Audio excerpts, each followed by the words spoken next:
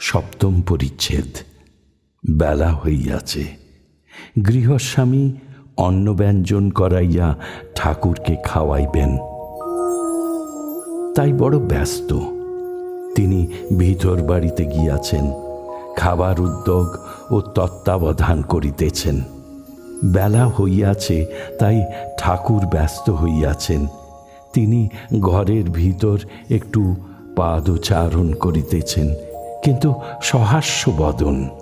কেশব কীর্তনিয়ার সঙ্গে মাঝে মাঝে কথা কহিতেছেন। ঈশ্বর চিন্তা, অথচ কর্মের জন্য জীবের দায়িত্ব, রেসপন্সিবিলিটি।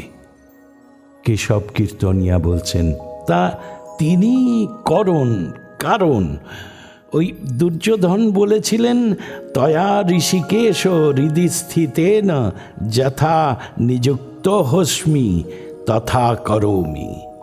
শ্রীরামকৃষ্ণ সহাস্যে বলছেন, হ্যাঁ গো, তিনি সব করাচ্ছেন বটে, তিনি কর্তা, মানুষ যন্ত্রের স্বরূপ।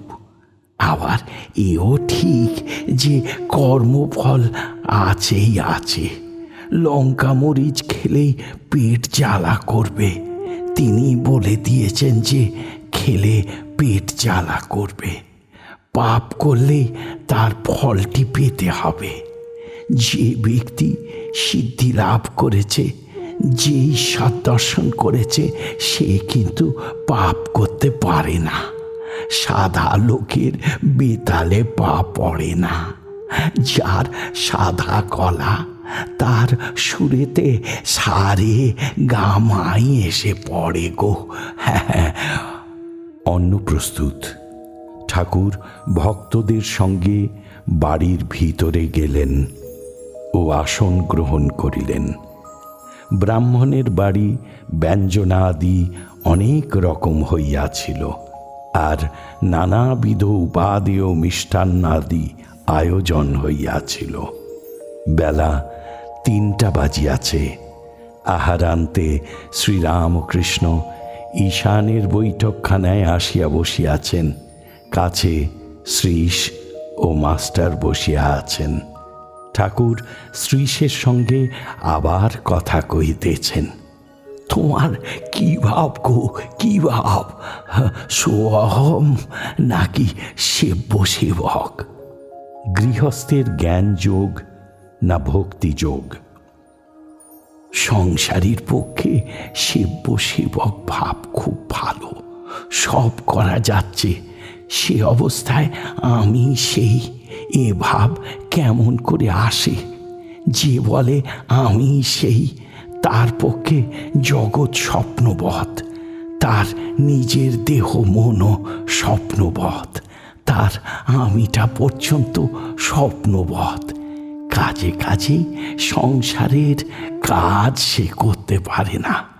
তাই সেবক ভাব, দাস ভাব খুব ভালো। হনুমানের দাস ভাব ছিল গো। হ্যাঁ, রামকে হনুমান বলেছিলেন, রাম, কখন ভাবি তুমি পূর্ণ, আমি অংশ, তুমি প্রভু, আমি দাস। আর যখন তত্ত্বজ্ঞান হয়, তখন দেখি তুমি আমি, আমি তুমি। তত্ত্বজ্ঞানের সময় সোহম হতে পারে, কিন্তু সে দূরের কথা। শ্রীশ তখন বলছেন, আজ্ঞা হাঁ, দাসভাবে মানুষ নিশ্চিন্ত, প্রভুর উপর সকলই নির্ভর। কুকুর ভারী প্রভুভক্ত, তাই প্রভুর উপর নির্ভর করে নিশ্চিন্ত। যিনি সাকার, তিনি নিরাকার, নাম মাহাত্ম্য। শ্রীরামকৃষ্ণ বলছেন, আচ্ছা, তোমার সাকার না নিরাকার ভালো লাগে? কি জানো, যিনি নিরাকার তিনি সাকার। ভক্তের চোখকে তিনি সাকার রূপে দর্শন দেন। যেমন অনন্ত জলরাশি, মহাসমুদ্র কুল কিনারা নাই, সেই জলের কোন কোন স্থানে বরফ হয়েছে, বেশি ঠান্ডাতে বরফ হয়, ঠিক সেই রূপ ভক্তি হিমে সাকার রূপ দর্শন হয়। আবার যেমন সূর্য উঠলে বরফ গলে যায়, যেমন জল তেমনি জল, ঠিক সেই রূপ জ্ঞান পথ বিচার পথ দিয়ে গেলে সাকার রূপ আর দেখা যায় না। আবার সব নিরাকার, জ্ঞান সূর্য উদয় হওয়াতে সাকার বরফ গলে গেল। কিন্তু দেখো, যারই নিরাকার তাঁরই সাকার। সন্ধ্যা হয় হয় ঠাকুর গাত্রোত্থান করিয়াছেন। এইবার দক্ষিণেশ্বরে প্রত্যাবর্তন করিবেন।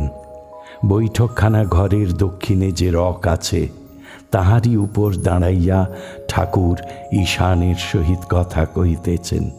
সেইখানে একজন বলিতেছেন যে ভগবানের নাম নিলেই যে সকল সময় ফল হবে এমন তো দেখা যায় না।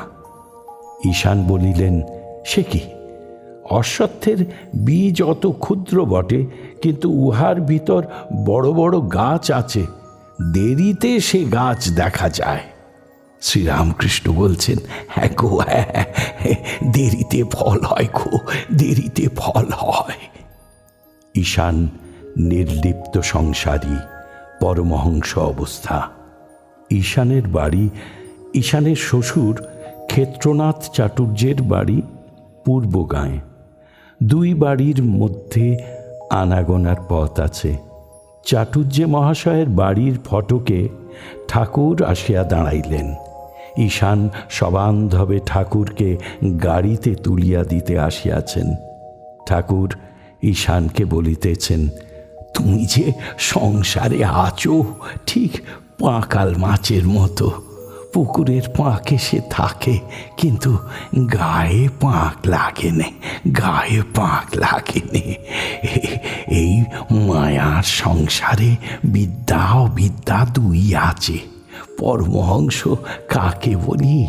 যিনি হাঁসের মতো দুধে জলে একসঙ্গে থাকলেও জলটি ছেড়ে দুধটি নিতে পারেন। পিঁপড়ের ন্যায় বালিতে চিনিতে একসঙ্গে থাকলেও বালি ছেড়ে চিনিটুকু গ্রহণ করতে পারেন।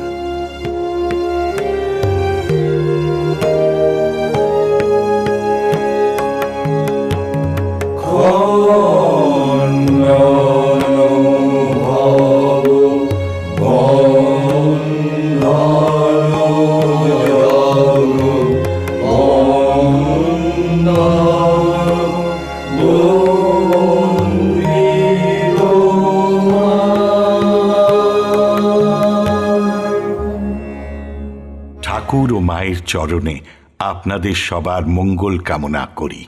লাইক করুন, শেয়ার করুন, অন্যকে দেখার সুযোগ করে দিয়ে পুণ্য লাভ করুন। আর সাবস্ক্রাইব করুন, বেল আইকন পুশ করুন, যাতে আমাদের পরের নিবেদনের খবরটি আপনার কাছে পৌঁছয় সবার আগে। অমৃত কথন এই অনুষ্ঠানের আঙিনা থেকে আপনাদের সবার সুখ, শান্তি, সমৃদ্ধি কামনা করে বলি, হরি ওম রামকৃষ্ণ।